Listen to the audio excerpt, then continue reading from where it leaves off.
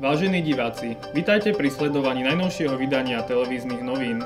Pripravili sme pre vás predmikulášsky balíček informácií z Katolíckej univerzity a jej okolia. Prajeme vám príjemné sledovanie. Dnes uvidíte. V Ružomberku sa konala medzinárodná psychologická konferencia. Cirkevní predstavitelia diskutovali o odluke cirkvi od štátu. Sladká súťaž overila cukrárske zručnosti.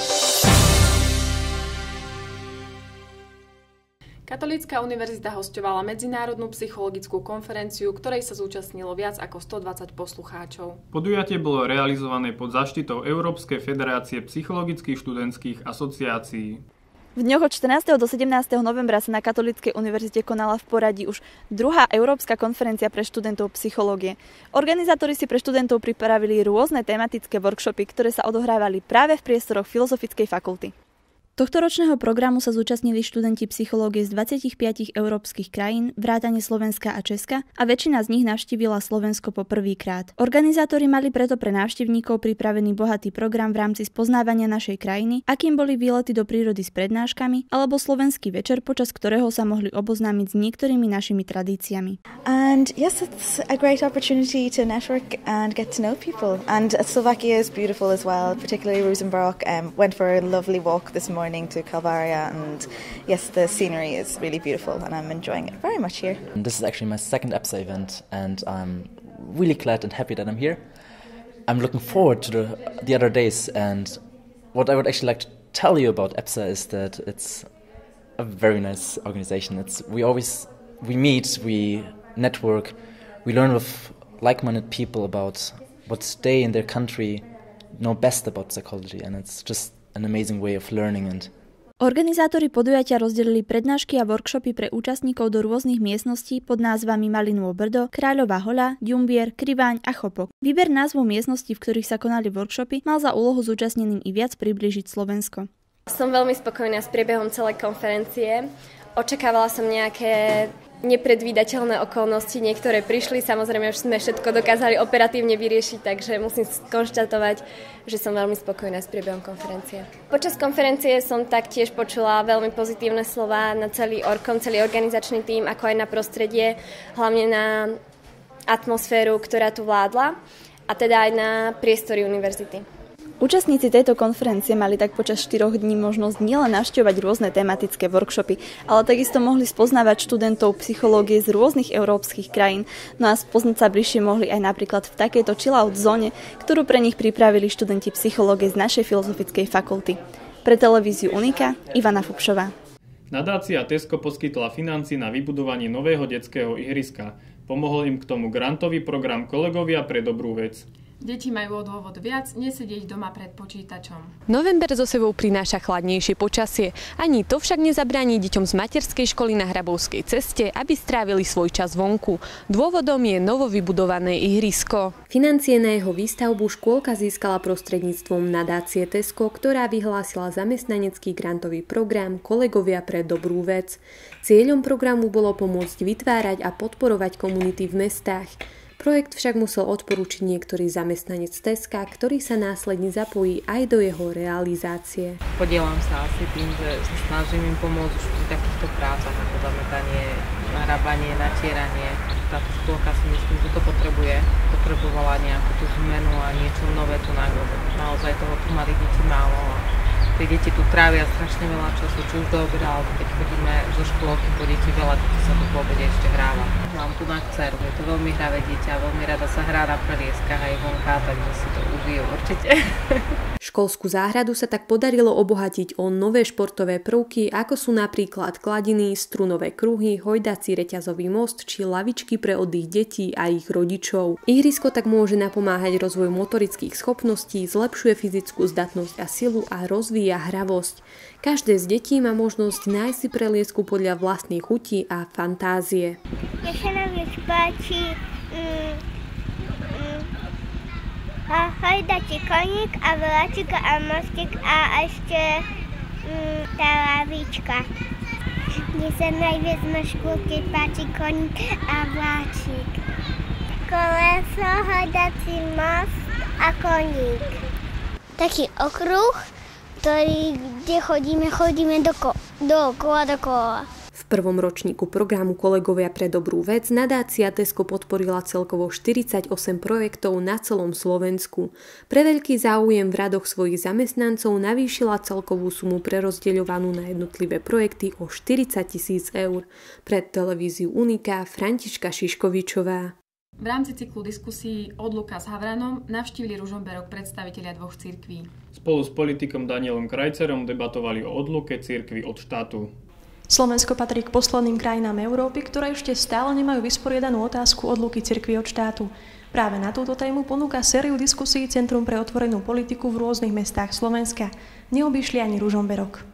Na Slovensku je 18 registrovaných cirkví, z ktorých však nie všetky poberajú finančné prostriedky od štátu. Aj napriek tomu, že téma odluky si u nás ešte stále nenašla pevnú pôdu pod nohami, treba podotknúť to, že v žiadnej krajine Európskej únie neexistuje úplná odluka cirkví od štátu. Ide o stránku financovania cirkví štátom, ktorú by mohol nahradiť model asignačnej dane, kedy sa daňovník sám rozhodne, ktorú cirkev podporí v rámci odvodu dane z príjmu. Je to model, ktorý veľmi stimuluje cirkvi k tomu, aby boli aktívne, aby ľudí, spoločnosť naokolo presvedčali o svojej užitočnosti, o tom, že to, čo hovoria, čo robia, tú službu, ktorú konajú, že tá naozaj je hodnotnou službou a že sa oddajú podporiť aj cestou toho asignačného modelu. V tom vidím veľkú výhodu tohto modelu.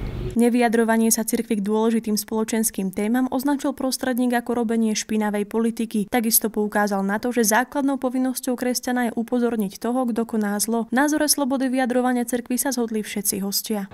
Ja si osobne myslím, že cirkvi by nemali robiť politiku, ale zároveň by sa k politike mali mať možnosť vyjadriť. A najmä k nešvárom, ktoré v slovenskej politike sú.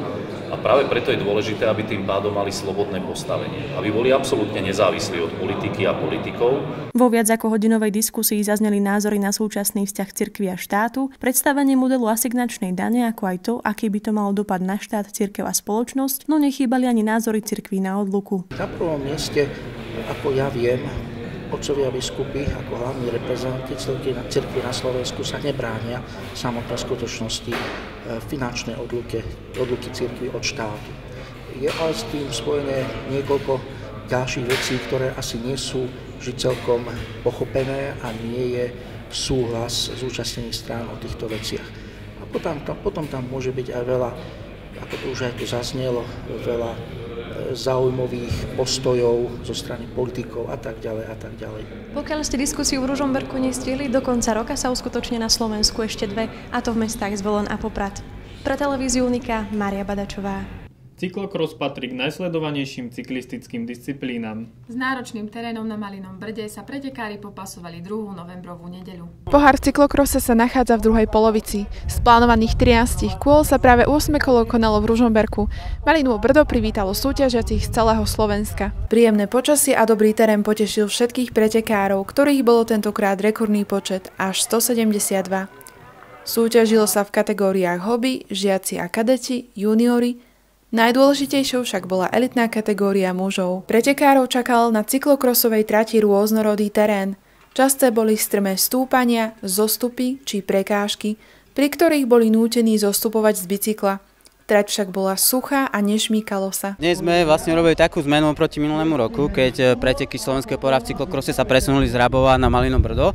Táto zmena sa ukázalo, že bola asi prospešná. Vyšlo nám krásne jesenné počasie. Víťazi jednotlivých kategórií však ešte stále musia zabojovať v posledných 5 kolách slovenského pohára.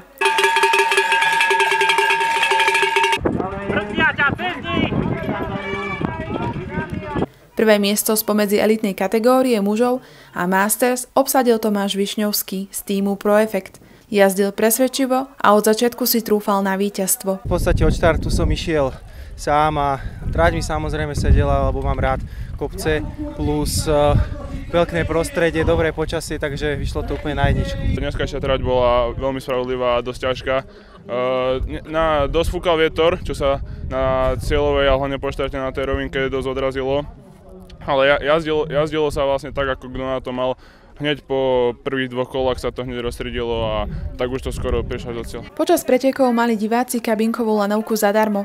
Mnohí preto neváhali a prišli si aj vďaka slnečnému počasiu pozrieť atraktívne cyklistické preteky a zažiť zaujímavý športový deň.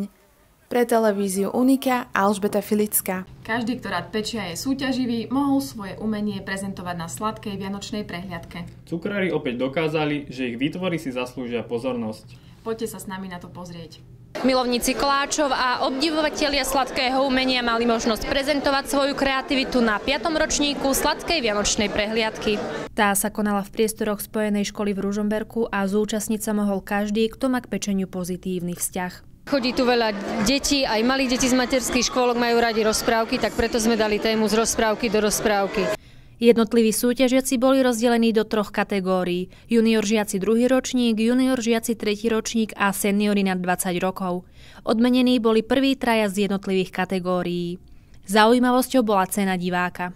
Hodnotiť môže každý návštevník, ktorý príde, pozrie si, ktorá tortička sa mu najviac páči a zahlasuje za tú. Originalita, pedantnosť a samozrejme aj chuť. A aj to boli niektoré z kritérií, ktoré hodnotila porota zložená zo zástupcov dodávateľských firiem. Torty boli dobré, boli pekné, pár bolo naozaj dobrej kvalite, iných zase viacej dobre chutilo a nejak to skombinovať tú chuť, ten tvar, takže takto by som to hodnotil. Konkurencia bola silná, torty rôznych tvarov, farieb, chutí a motívov. Najviac času strávili súťažiaci prípravou detailov. Najväčší problém vymodelovať postavičku. To bola hotová katastrofa, kým som tam vytvarovala všetky tie detaily, čo tam majú byť. A inak všetko v pohode. Koľko ti trvá tak jedna postavička, kým ju vymodeluješ? No záleží od toho, ktorá. Napríklad vlk mi trval 4 hodiny a jedno prasiatko mi trvalo 20 minút. Večer som si sadla, urobila figurky za 4 dní. No a včera som ho do polnoci robila, aby bola čerstvá od večera. Do vianočnej prehliadky sa zapojilo približne 30 účastníkov a organizátori veria, že sa v takomto hojnom počte stretnú aj o rok. Pre televíziu Unika Mária Gajdárová. V tejto chvíli sa obsah televíznych novín naplnil a my vám ďakujeme za pozornosť. Na spravodajstvo televízie Unika sa môžete tešiť opäť na budúce. Dovidenia.